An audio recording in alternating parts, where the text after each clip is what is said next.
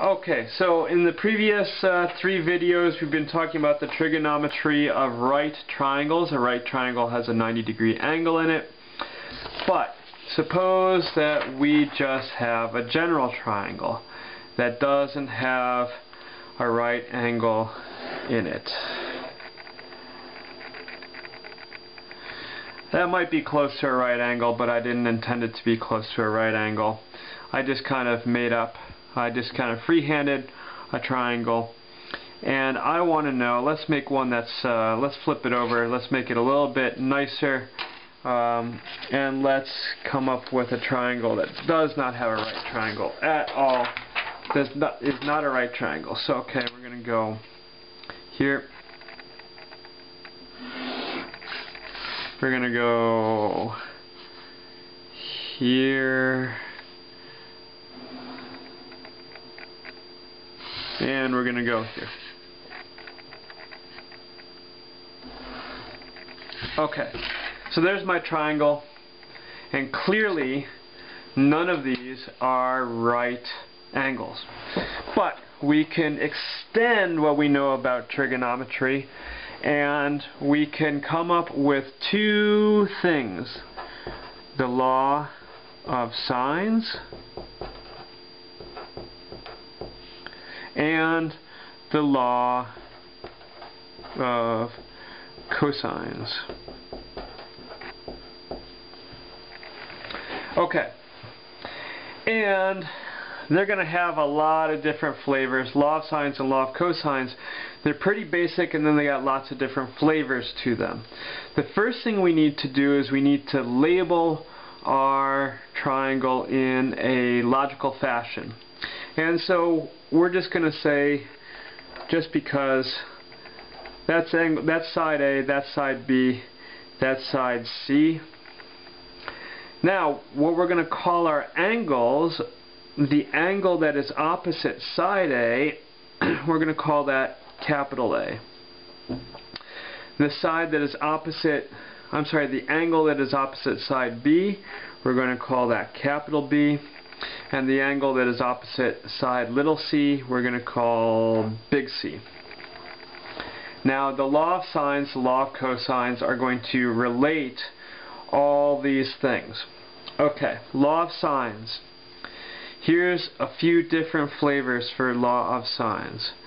We're going to have sine big A over side little a is equal to sine big B over side little b, and sine of the angle big C over little c.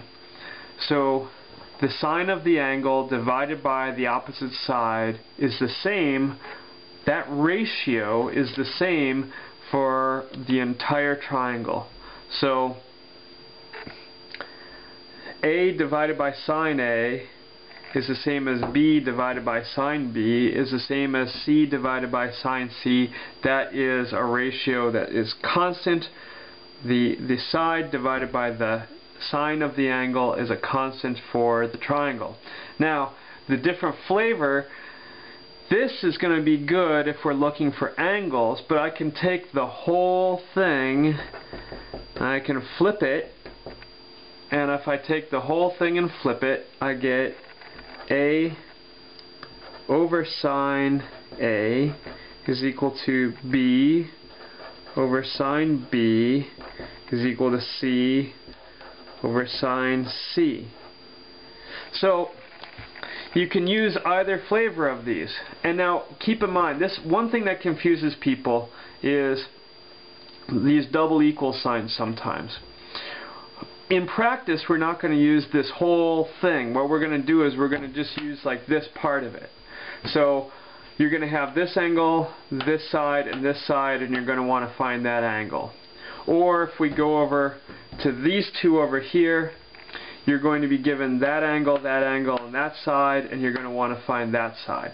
But we could also do it like this.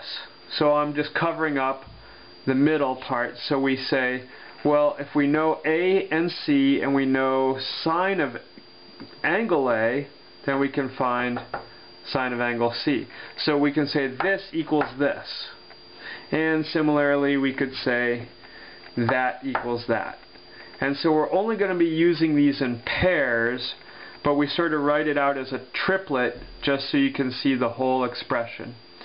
Okay, law of cosines is going to be c squared equals a squared plus b squared, and some people are going to go, oh, it's Pythagorean theorem. It's very, very close to Pythagorean theorem.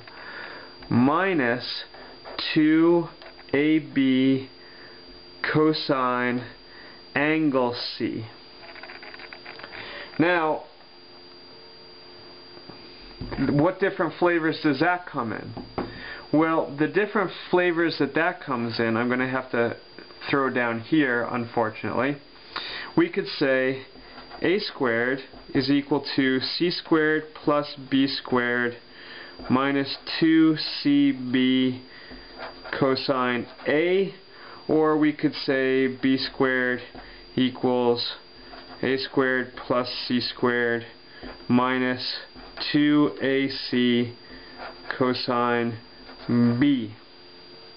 Okay, so don't get hung up. It doesn't really matter. Everything starts to get really loosey-goosey here, and you don't have to worry about which is A, which is B, which is C. The only thing that matters is that side A is opposite angle A. Side B is opposite angle B. Side C is opposite angle C. It doesn't matter which one's the biggest or which one's the smallest. As long as you have those relationships, A to A, B to B, C to C, then everything's going to work out. And so this one, well, law of cosines is really, really good if you have side, angle, side. Some people will know what I'm talking about, or side, side, side. And this one's really, really good. Law of sines is good if you have angle, side, angle, or let me think about that. Let's see, angle, side, angle, side, angle. That will work for law of sines. Angle, side, side is a really good one. And the last one, what would we have? We would have, if you had this one, angle, angle, side, I believe it would be. Angle, angle, side. Okay. So, law of sines is really, really good if you've got angle, if you have angle, side, angle. And it is really good if you have angle, side, side. And it's really good if you have angle, angle, side. And then law of cosines is really good to use if you have side, angle, side. And also if you have side, side, side. And so in the next couple of videos we will do just a couple of triangles that we will solve using these two.